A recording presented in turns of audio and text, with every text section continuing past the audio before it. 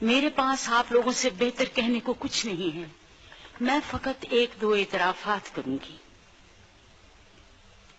میں آپ سب کے سامنے یہ اعتراف کرنا چاہتی ہوں کہ اشفاق احمد میری چادر بھی تھے اور چار دیواری بھی۔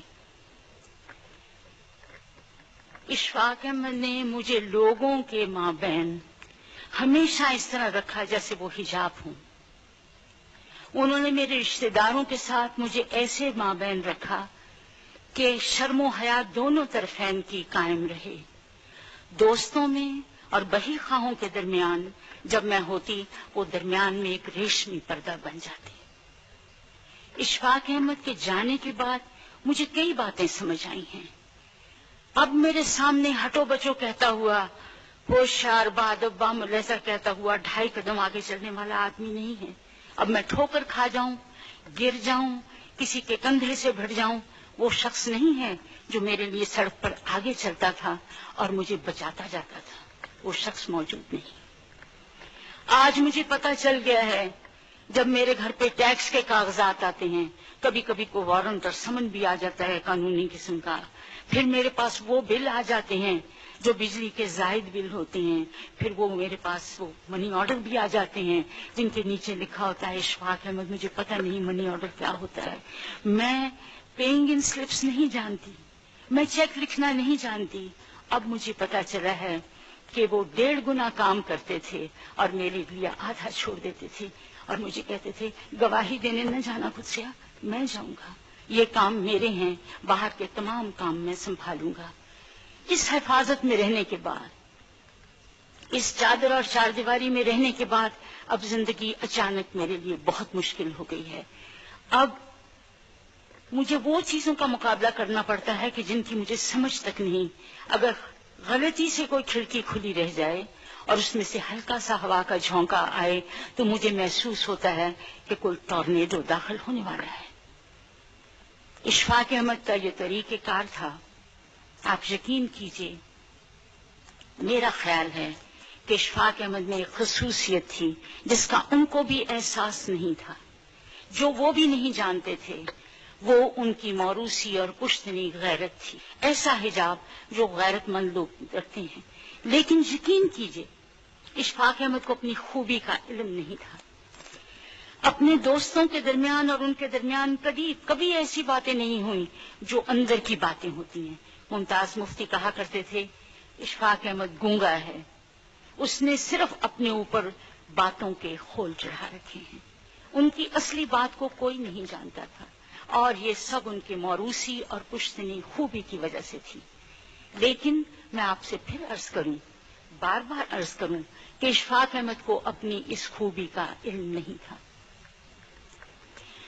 ہر قوم میں اور ہر فرد میں ایک خوبی ایسی ہوتی ہے جس سے بہت سی اور خوبیاں پیدا ہو جاتی ہیں، جس سے بہت سی اور خرابیاں پیدا ہو جاتی ہیں، لیکن بنیادی طور پر خوبی ایک رہتی ہے۔ میں ایک معمولی سی مثال دوں گی، شاید آپ کو غلط ہی لگے۔ کبھی آپ نے سائیکل کا پہیہ دیکھا ہوگا، اس کے درمیان میں ایک ہب ہوتا ہے جس سے ساری اسپوکیں جڑی ہوئی ہوتی ہیں، اور جس ہب کے زور پر وہ ساری اسپوکیں چلتی ہیں اور سائیکل کا پہیہ چلتا ہے۔ ایسے ہی فرد اور معاشرے میں ایک خوبی ایسی ہوتی ہے جس کی بنا پر وہ سارا معاشرہ اپنی خوبیوں کو، اپنی خرابیوں کو جانچ لیتا ہے۔ لیکن عجیب بات ہے، آپ لوگوں نے اپنے میں بھی، آپ کا علم مجھ سے زیادہ، آپ کی بصیرت مجھ سے زیادہ، آپ کی اہمیت مجھ سے زیادہ، اس خوبی میں جب احساس پیدا ہو جاتا ہے، فخر پیدا ہو جاتا ہے کہ مجھ میں یہ خوبی ہے، اس میں تکبر کی چھینٹیں آنے لگ جاتے ہیں۔ جب آدمی اپنی خوبی پر نازاں ہونے لگتا ہے تو یقین کیجئے وہ نفع کے مقام سے گر کر نقصان دینا شروع کر دیتا ہے۔ میں نے انہیں جب بھی دیکھا، اپنے لیے انہوں نے کبھی دستے سوال بلند نہیں کیے، نہ انہوں نے کسی مانگا، نہ انہوں نے کسی سے کہا مجھے یہ ضرورت ہے۔ میں نے ان کو بارہا دیکھا کہ ان پہ اتنی تکلیفیں آئیں، لیکن اس کے ساتھ ہی اگر کبھی انہیں کوئی چھوٹی سی تکلیف کسی اور شخص کی ملی تو انہوں نے کاسہ گدائی اٹھا لیا اور باہر دفتروں کے باہر بیٹھے رہے کہ اس آدمی کا کام کرا دوں۔ لوگوں کا بھرم قائم کرنے کے لیے، ان کی عزت نفس رکھنے کے لیے انہوں نے سفارشیں کی، لوگوں کے گھر گئے، مانگا، بھیک مانگی، لیکن اپنے لیے انہوں نے دستے سوال کبھی بلند نہیں کیا۔ اگر آپ لوگوں نے غلطی سے کبھی سفر در سفر پڑھی ہو یا کبھی تلقین شاہ سنا ہو تو آپ جان جائیں گے کہ انہوں نے ہمیشہ اپنے آپ کو تختہ مشق بنایا، اپنے آپ کو مزاح کے مقام پر رکھا، اپنے آپ میں وہ برائیاں شامل کی، لیکن کسی اور شخص کو اسکیپ گوٹ نہیں کیا، کسی اور آدمی کے کمر میں مکہ مار کر نہیں کیا تیری وجہ سے میری زندگی یوں ہوئی۔ بتائیے ایسے انسان کو کیا اپنی خوبی پر کبھی ہو سکتا تھا؟ لیکن میں جانتی ہوں وہ بے حد غیرت مند آدمی تھا، اور اس میں ایک ہی خوبی تھی، وہ غیرت تھی، جو اس کا ماروثی اور کشتنے کا سبب تھا۔ یاد رکھیے ایسے لوگ گلی گلی کہاں، ایسے لوگ ہر عہد میں اور ہر پود کی قسمت میں کہاں، اور مجھ جیسی بھاگوان عورت بھی کہاں جس کی چادر اور چار دیواری اس کا شوہر۔